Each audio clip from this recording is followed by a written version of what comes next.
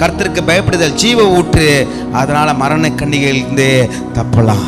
கன்னிகைனா அங்கங்க ஒருத்தர் நான் யூடியூப்ல பார்க்குறேன், ஒரு ராணுவ வீரர் ஒரு கன்னி வெடி மேலே நிற்கிறார்.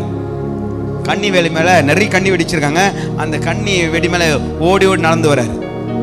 ஏன் வெடிக்கல் சொன்னார்னா, அதுக்கேற்ற ப்ரெஷர் அழுத்தம் அதிகமாக வந்தால் தான் அந்த கன்னி வெடி வெடிக்குமா.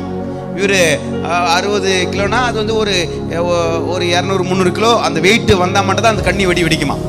அப்படி மேலோட்டமாக நடந்து போகிறாரு.